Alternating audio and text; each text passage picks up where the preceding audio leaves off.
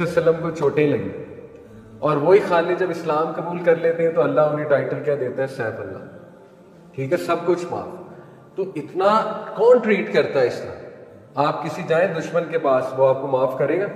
آپ نے اس کی فیملی کو مارا ہو وہ آپ کو کبھی معاف نہیں کرے گا. وہ معاف بھی کرے گا تو اتنا کہ نظروں سے میرے دور ہو جاؤ، معاف کر دیا لیکن یہاں سے دفع ہو جاؤ، میرے قریب نہ. صحابہ گلے لگا رہے خالد بن ولید، تو ایسے کون ٹریٹ کرتا ہے؟ ٹھیک ہے، یہ اللہ کی ٹریٹمنٹ ہے. اور ایک اور حدیث سناتا ہوں اللہ کے لفظ میں، دیکھیں قیامت والے دن آخری جو انسان جنت میں جائے گا، آخری انسان، اس کے بارے میں صحیح مسلم میں پوری ایک روایت ہے. اوکے، وہ روایت کیا ہے؟ نبی صلی اللہ علیہ وسلم نے فرمایا کہ قیامت والے دن اللہ اس بندے کو نکالے گا جہنم سے جس کو آخری، سب سے آخر میں جنت میں جس نے جانا ہے. کیونکہ ہمارا عقیدہ ہے کہ جس بندے نے لا الہ الا اللہ پڑھا ہے اخلاص سے، الٹیمیٹلی اللہ تعالیٰ اس کو جہنم سے نکال لے گا. ٹھیک ہے، اللہ یعوذ باللہ اس کی کچھ سزا ہوگی، 1 سیکنڈ بھی سزا بہت ہے جہنم میں، لیکن خیر اس کو جتنی بھی ہوگی اس کے بعد نکل جائے گا. تو جب اسے نکالا جائے گا، ابھی اسے نہیں پتا، اسے سرپرائز ملنے والا ہے، ابھی اسے نہیں پتا. تو جب اسے نکالا جائے گا، وہ جل کر کوئلہ ہوا ہوگا، اللہ معاف کرے، تو اسے ایک درخت دکھایا جائے گا تھوڑا سا دور. اس درخت کا بڑا سایہ ہوگا، خوبصورت درخت ہوگا. ٹھیک ہے، وہ ایک دم اللہ سے خواہش کرے گا کہ اے میرے رب مجھے اس درخت کے نیچے لے جا. تو اللہ نا اس سے کنورسیشن کرے گا. اللہ تعالیٰ اسے کہے گا کہ کیا اس کے علاوہ بھی تو کچھ مانگے گا؟ تو وہ کہے گا کہ نہیں یار، اے میرے رب اس کے علاوہ میری کوئی خواہش نہیں، بس مجھے وہاں تک لے جا. اللہ تعالیٰ اسے وہاں تک لے آئے گا. اس کے بعد میں اسے ایک اور درخت دکھایا جائے گا، وہ اس سے بھی خوبصورت ہے، اس سے بھی بڑا ہے، اس سے بھی زیادہ سایہ ہے. وہ دوبارہ خواہش ظاہر کرے گا، اللہ بس وہاں تک لے جا. اللہ مسکرائے گا، اللہ کہے گا ابن آدم ابھی تو نے مجھے کہا تھا تو کچھ نہیں مانگے گا. تو وہ کہے گا نہیں نہیں اللہ یہ آخری، اس کے بعد ہی مانگوں گا. اب ایک اور سرپرائز ہے، جب وہ وہاں آ جائے گا تو اسے جنت کا گیٹ دکھایا جائے گا اور ایک درخت جنت کے گیٹ کے تھوڑا سا پیچھے دکھایا جائے گا. وہ درخت اس سے بھی اوسم بڑا ہوگا، زبردست ہوگا. تو وہ دوبارہ خواہش کرے گا، وہی اسی طرح اللہ مسکرائے گا، کہے گا ابھی تو نے کہا تھا کچھ نہیں مانگے گا. تو وہ کہے گا نہیں نہیں اللہ یہ وعدہ، یہ لاسٹ ہے، اس کے بعد میں کچھ نہیں مانگوں گا. تو اسے وہاں لے آیا جائے گا. اب اللہ اسے خود آفر کرے گا. اللہ تعالیٰ سے کہیں گے کہ یہ بتا کہ اگر میں تجھے جنت میں دنیا جتنی جگہ دے دوں، ارتھ جتنی تجھے جنت میں جگہ دے دوں، تو اس کے بارے میں تو کیا کہتا ہے؟ اس پر اس کا جواب یہ ہے، وہ کہتے ہیں کہ یا اللہ are you making fun of me? اللہ میرا مذاق اڑا رہے ہیں؟ وین یو آر رب العالمین، جب کہ آپ رب العالمین ہے. صحیح مسلم کی حدیث.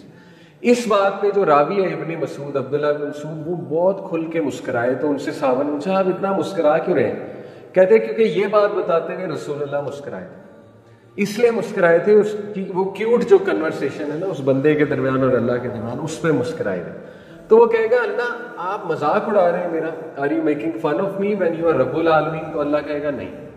اللہ کہے گا کہ اچھا یہ بتا اگر اس کے 7 ٹائمز اور دے دوں، پھر کیا کہتا ہے؟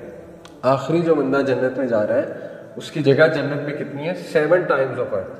ٹھیک ہے، تو وہ خوشی سے پاگل ہو جائے گا، آپے سے باہر ہو جائے گا، اس کو یقین نہیں آئے گا کہ اللہ تعالیٰ مجھے اب یہ گفٹ کرنے والا ہے. ٹھیک ہے، یہ اس کو ہے جو آخر میں جا رہا ہے، آخر میں. ٹھیک ہے، تو دا وے اللہ ٹریٹس یو، سبحان اللہ. اسی طرح ایک اور روایت آتی ہے نا کہ 2 لوگ رہ جائیں گے، حساب کتاب سب کا ہو جائے گا، 2 لوگ رہ جائیں گے. ان کو کہا جائے گا ان کو جہنم میں ڈالو، ان کے ہوگا ہی نہیں کچھ ان کے پاس.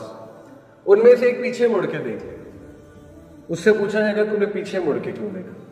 وہ کہے گا کیونکہ یا اللہ مجھے امید تھی آپ مجھے معاف کر دیں گے. اس بات میں اسے معاف کر دیا جائے گا. ٹھیک ہے، اس کا گمان جو تھا اللہ سے کہ اللہ میں نے پیچھے مڑ کے اس لیے دیکھا کیا اسی بات کہ شاید مجھے امید تھی آپ مجھے بلا لیں گے، تو اللہ تعالیٰ اس کی امید پوری کر دے گا. بہت اس طرح کی روایات ہیں. بتانے کا آپ کو مقصد ہے کہ جس طرح اللہ آپ کو ٹریٹ کرتا ہے نا، اب یہ شیطان آپ کو دکھاتا ہے کہ نہیں نہیں اللہ نے تیرے لیے کیا کیا ہے. ٹھیک ہے، وہ انسان ذرا آپ کو پتہ ہے انسان بہت جلد باز ہے. ہم سب، ہماری جب دعائیں نہیں قبول ہوتی ہم کہتے ہیں اللہ نے میرے لیے کیا کیا ہے. ٹھیک ہے، جبکہ دعائیں قبول ہونے کے 3 درجات، سب سے نچلا درجہ اسی وقت قبول ہو جائے، یہ سب سے نچلا ہے حدیث کے مطابق. دیکھیں میں آپ کو مثال دیتا ہوں. دعا 3 طرح سے قبول ہوتی ہے، یا وہ چیز اسی وقت مل جاتی ہے، یا اس کے بدلے کو مصیبت ٹل جاتی ہے، یہ دوسرا درجہ ہے، یا اللہ تعالیٰ اس کو محفوظ کر لیتا ہے اور قیامت والے دن دیتا ہے. اب میں آپ کو ایک سینیریو دیتا ہوں. آپ میرے پاس آتے ہیں کہتے سر مجھے گاڑی چاہیے، ہونڈا سٹی چاہیے. میں آپ کو چابی پکڑاتا ہوں، یہ لیں. اس کا کہتا ہوں 1 منٹ رکو. 3 سال بعد تم پہ پرابلم آنے والی ہے بہت بڑی. تمہارے پاس 2 چوائسز ہیں, یہ گاڑی لے لو یا پرابلم اوائڈ کرا لو. انسان کی نیچر ہے, انسان کیا کرے گا؟ پرابلم اوائڈ کرائے گا. ٹھیک ہے, انسان کی نیچر ہے, انسان سفرنگ اوائڈ کرانا چاہتا ہے. تو یہ جو لوگ کہتے ہیں نا میں نے دعا کی میرا MBBS میں ایڈمیشن ہو جائے, نہیں ہوا ہے لہٰذا اللہ نہیں, لہٰذا اللہ مجھ سے پیار نہیں کرتا. 3 سال بعد پتہ لگے گا وہ دعا کام آئی ہے, بہت بڑے حادثے سے اللہ نے بچا لیا. ٹھیک ہے, یہ دوسرا درجہ. تیسرا درجہ دنیا میں پوری نہیں ہوئی, لیکن قیامت والے دن ابھی آپ باہر حبس میں کھڑے ہو سکتے ہیں, 5 منٹ میں جو ہے وہ آپ کو لگ پتہ جانا ہے کتنے مراحل آئیں گے میدان حشر میں. پچ ڈارکنس آئے گی, پسینہ آئے گا, سورج قریب آیا ہوگا, پتہ نہیں کیا کیا ہے وہاں پہ. 50,000 سال کا دن. سوچیں آپ شدید دھوپ میں کھڑے ہیں میدان حشر میں, شدید دھوپ میں, پیاسے ہیں, پسینے میں شرم ہو رہے ہیں, منتیں کر رہے ہیں فرشتوں کی کہ یہ ختم کر دو یہ عذاب, بس ایون جہنم میں ڈال دو, یہ ختم کر دو. یہ بھی کچھ لوگ کہیں گے. ٹھیک ہے, یہ حدیث میں آتا ہے کہ وہ اللہ سے کہیں گے اللہ جہنم میں ڈال دے, یہاں سے نکال دے.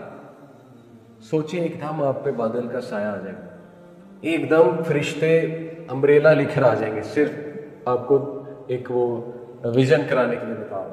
یا ایک دم سے کوئی ٹھنڈی ہوا آ جائے گی آپ کو, آپ حیران ہو جائیں گے یہ کیا ہوا, یہ کہاں سے آ گئی. اور پھر آپ کو جواب ملے گا کہ یہ جو تم نے دعائیں کی تھی نا, جو تم کہتے تھے اللہ نے قبول نہیں کی, وہ یہ سنبھال کے رکھی تھی اللہ نے, یہ آج کے دن کے لیے سنبھال کے رکھی. تو آپ مجھے بتائیں تب بندہ شرمندہ ہوگا کہ میں اللہ کو بلیم کرتا تھا. ٹھیک ہے, کہ اللہ نے میری دعائیں نہیں قبول کی. تو ہمارا بہت شارٹ ویژن ہے, بہت شارٹ ویژن ہے. ٹھیک ہے, دعائیں کبھی رد نہیں ہوتی, امپاسبل. جو بندہ اللہ کو پکارتا ہے اللہ اس کی سنتا ہے, چاہے وہ جتنا مرضی بڑا گناہ گار ہے, اور ہم سب گناہ گار ہیں. ٹھیک ہے, اللہ تعالیٰ اس کی دعائیں کسی نہ کسی شکل میں ضرور اس کو ریٹرن کرتا ہے. ایسا نہیں ہو سکتا. نبی صلی اللہ علیہ وسلم نے کہا یور لارڈ از شائے, تمہارا رب حیا والا ہے.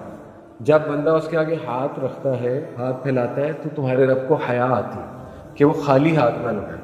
اللہ بہت حیا والا ہے. ٹھیک ہے, تو یہ مت سمجھیں دعائیں نہیں قبول ہیں. یہ شیطان آپ کو دکھاتا ہے کہ بس جی یہ لو اللہ نے تمہیں دیا ہی کیا ہے. ٹھیک ہے, پھر ہماری ڈیفینیشن اتنی غلط ہے, ہم رزق کا کنسیپٹ نہیں سمجھتے. ہو سکتا ہے اللہ آپ کو کہیں اور سے کمپنسیٹ کر رہا ہے. ٹھیک ہے, ایک بندہ اس کے پاس بہت دولت ہے, اولاد نہیں ہے, لیکن دولت سے کمپنسیٹ کیا ہوا ہے. دولت کے تھرو بڑا کچھ کر سکتا ہے, بچے اڈاپٹ کر سکتا ہے, ثواب کما سکتا ہے, آرفنز اڈاپٹ کر سکتا ہے, آرفنیج بنا سکتا ہے, نبی صلی اللہ علیہ وسلم کے یوں قریب ہو سکتا ہے جنت میں. اللہ کے نبی صلی اللہ علیہ وسلم کا میں اور وہ جو یتیم کی کفالت کرے گا وہ یوں ہوں گے. کتنی بڑی اپرچونٹی. ہو سکتا ہے ایک بندے کو مال نہیں دیا لیکن اولاد ہے, نیک اولاد ہے, صالح اولاد.